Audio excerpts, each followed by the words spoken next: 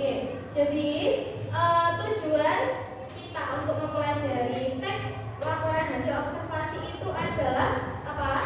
Nanti ketika kalian kuliah atau kerja, penelitian itu pasti ada. Nah, jadi sekarang ini kita belajar melalui lingkungan terkecil kita terlebih dahulu. Contohnya seperti pengamatan di halaman sekolah, terus apa lagi?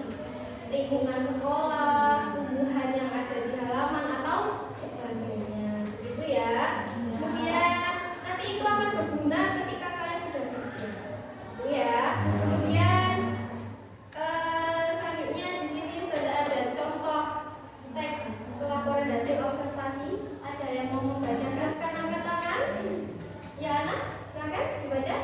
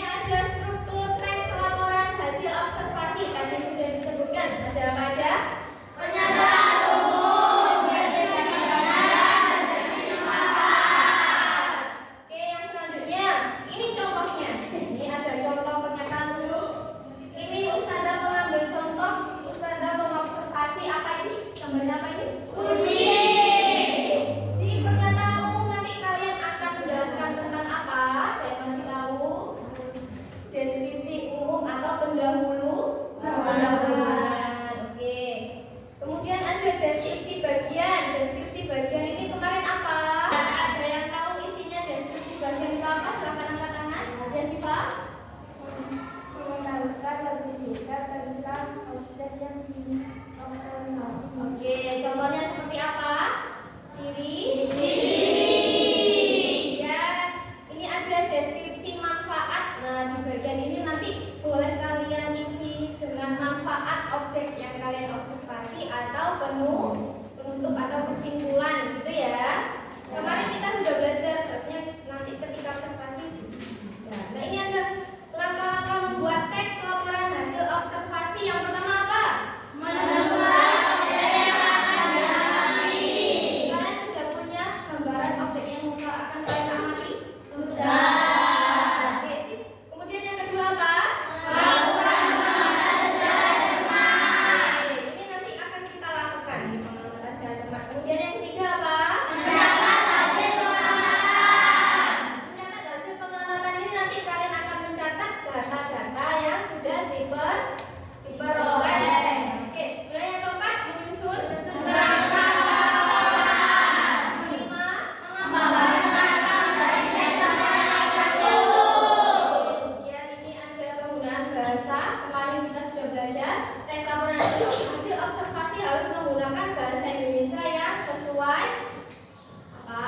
KI. Oke, selanjutnya saatnya mengamati dan melaporkan. Oke, habis ini kita akan pergi ke halaman belakang sekolah untuk mengamati tumbuhan. Kalian sudah menentukan topiknya kan kemarin? Sudah. Kita akan mengamati tumbuhan yang ada di halaman belakang sekolah. Tapi sebelumnya saya akan membagikan tabel observasinya, tabel datanya ya. Oke, ini mulai dari kelompok 1. Silahkan keluar terlebih dahulu. Tunggu Ustaz dan di luar ya. Bawa alat tulis ya. Kelompok 2. Kelompok selanjutnya.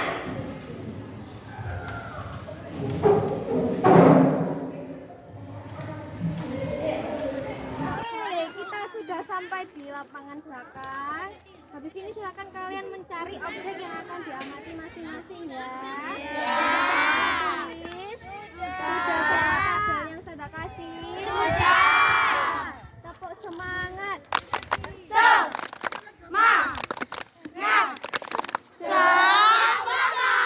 Oke, silakan berkumpul dengan tempatnya masing-masing. Ini biasa. Jadi gawat ya. Iva, ngerti ya? Mana lagi? Aku apa ya? Ada durinya. Iya, ini bayam duri, bukan bayam halus. Mana walangi dah? Iya, dan serangga kecil. Mungkin juga jangan. Apa lagi yang ditemukan?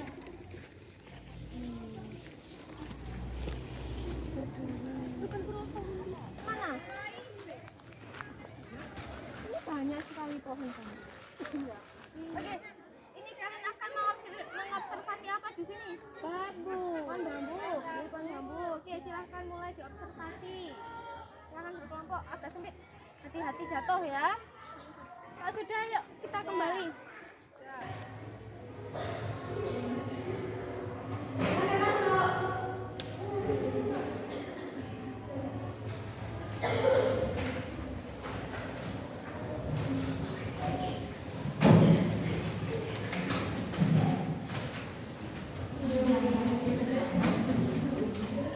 Apa masih ada yang di luar? Semuanya? Oke. Gimana tadi pengamatannya?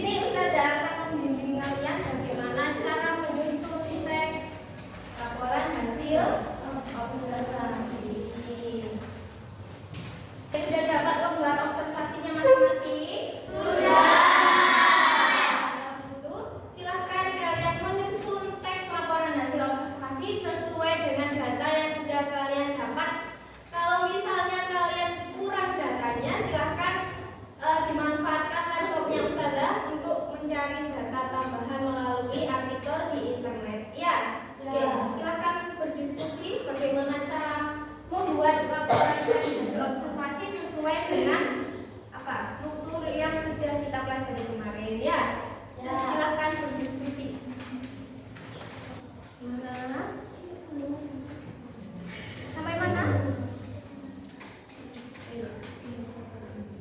Ada yang mau ditanyakan, anak-anak?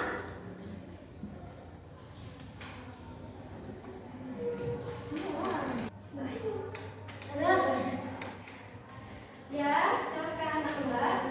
Diskusi bagian itu seperti apa? Diskusi bagian. Diskusi bagian itu bisa mencakup bagian yang lebih rinci. Tadi kan sudah dijawab sama Mbak Siva ya. Seperti contohnya ciri-ciri, kemudian apalagi yang katanya. Kalian sudah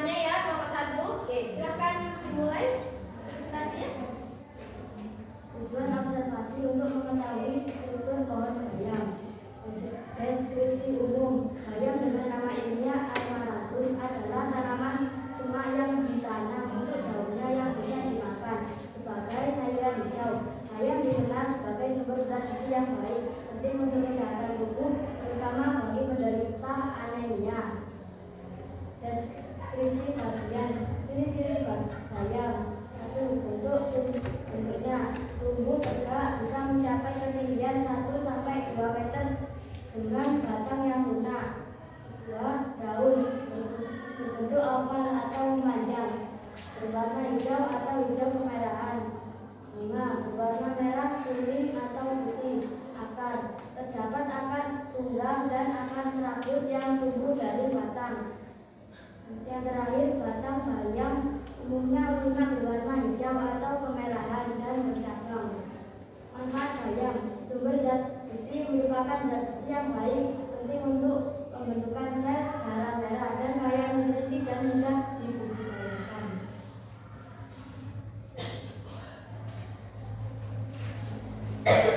Ini jenis bayam. Bayam petik daunnya lebar dan besar, cocok untuk lalapan ulang atau digoreng. Bayam cabut, daunnya lebih kecil, ditanam dalam waktu singkat dan cocok untuk sup. Bayam duri, jenis bayam liar yang memiliki duri pada pangkal batangnya. Dan ada 2 jenis bayam yang umum dibudidayakan, yaitu bayam petik yang berdaun lebar dan bayam cabut yang berukuran lebih kecil. Penyebaran bayam berasal dari Amerika tropis, tetapi sekarang tersebar luas di seluruh Indonesia. Di Indonesia dan Malaysia, bayam sering disalahartikan sebagai spinach dalam bahasa Inggris, padahal spinach mengacu pada sayuran lain.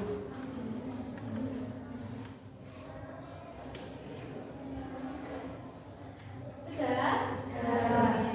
Tadi manfaat bayam ada apa saja?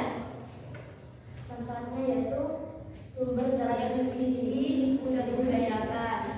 Oke. Kemudian apakah bayam itu ada jenisnya? Ada berapa? ada 3. Pertama, Bayam putih, daunnya bayam cabut, bayam duri. Oke, jadi seperti itu ya ciri-ciri pohon bayam, struktur pohon bayam, dan manfaat pohon bayam. Sekarang apakah ada yang mau ditanyakan dari kelompok lain? Silahkan angkat tangan kalau ada. Oke, Mbak Indira, apa yang mau ditanyakan? Apakah bayam banyak tumbuh di Indonesia? Nah, apakah bayam banyak tumbuh di Indonesia? Ya, karena bayam dapat tumbuh subur di negara tropis termasuk Indonesia, dan di Indonesia sendiri banyak ditemukan bayam dibudidayakan. Oke, sudah jelas Mbak Indira? Oke, jadi bayam itu bisa dan banyak ditemukan di Indonesia. Kenapa? Karena